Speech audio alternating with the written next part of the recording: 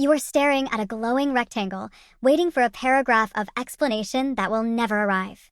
Weeks ago, the messages were novels. They were digital tapestries woven with promises, future plans, and the kind of intimate verbosity that makes you believe you have finally found a soul that mirrors your own. You remember the excitement of watching the typing bubbles dance, a prelude to a conversation that felt like a lifeline. But then, the decay began. It didn't start with a bang or a dramatic exit. It started with brevity.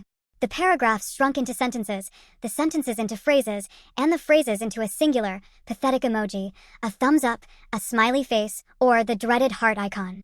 You stare at that tiny, yellow cartoon face and try to decode it like it's a message from the stars. Is it affection? Is it exhaustion? Is it a polite way of telling you that you are now officially a background character in their life? You are overanalyzing a vacuum. The truth is far colder. They haven't run out of words. They have run out of interest. The effort required to type a coherent thought has become a tax they are no longer willing to pay. You are witnessing the slow, methodical entropy of a connection, and the silence that follows is not mysterious. It is the sound of someone gracefully checking out of your reality. We cling to the delusion that communication is about the content of the message, but it is actually about the energy exerted to send it. When someone is genuinely invested, they will find the time to construct a masterpiece of a text, even amidst a chaotic schedule. They will fight through the fatigue of a long day because the desire to bridge the gap between their mind and yours is stronger than the inertia of their thumb. But the moment the effort drops, the relationship is already on life support. You think they are just busy. You tell yourself they have a demanding job, a stressful family situation, or a temporary bout of social burnout. You are inventing excuses to keep the ghost of the connection alive. You track their active status, noticing they have time to post on social media or engage in group chats, yet your inbox remains a graveyard of unanswered hopes. The speed of their typing has become inversely proportional to the depth of their actual engagement. Each time they respond with an icon, they're essentially telling you, I want to acknowledge you exist, but I don't want to invest the mental labor required to actually talk to you. It is the digital equivalent of a polite nod from across a crowded room, a way to maintain the optics of a connection without the heavy lifting of human presence. Think back to the early days, the phase of infinite interest.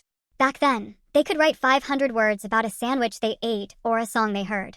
They craved your validation, your intellect, and your time. Every text was a bid for connection, a way to pull you closer into their orbit. That wasn't because they were naturally loquacious, it was because they were high on the dopamine of novelty. Now, the novelty has worn off, and the reality of maintenance has set in. Most people are inherently lazy when it comes to emotional labor. They are willing to put in the work only as long as the reward, the thrill of the chase, or the excitement of the new outweighs the cost. Once that internal calculation shifts, they don't have the courage to tell you that the magic has vanished. Instead, they choose the path of least resistance, the slow withdrawal. They turn down the volume of their attention until all that is left is the occasional static of an emoji. They keep you on the hook, not because they care, but because your presence is a convenient safety net. You are their fallback, their audience, their backup. And you are playing your part perfectly by staying, by waiting, by dissecting their brevity as if it were a riddle you haven't quite solved yet. The most painful part isn't the ghosting, it's the ambiguity. It's the almost there communication that keeps you anchored in a state of perpetual suspense. You are living in the space between the last substantial message and the void, constantly adjusting your expectations to accommodate their dwindling output. You start to edit yourself to match their laziness. You stop sending the long, vulnerable texts because you feel the sting of rejection each time your depth is met with their shallowness. You become a version of yourself that is smaller, quieter, and less authentic, all to avoid the embarrassment of caring more than they do. You are pruning your own spirit to fit inside the narrow, suffocating box of their apathy. You think you are being understanding, but you are actually just being diminished. Every time you accept a single emoji as a valid response to your genuine outreach, you are telling yourself that your time and your thoughts have less value than their convenience. You are teaching them that they don't have to try, and they are learning the lesson well. They have no incentive to be better because you have already signaled that you will accept the bare minimum. It is a toxic cycle of diminishing returns, and you are the one paying the interest. It is time to accept that when someone stops talking to you in depth, they have stopped talking to you in life. We live in an era where communication is the easiest it has ever been in human history, yet we treat it like a chore. If someone wants to be heard, they will speak. If someone wants to listen, they will create the space. Everything else is just noise.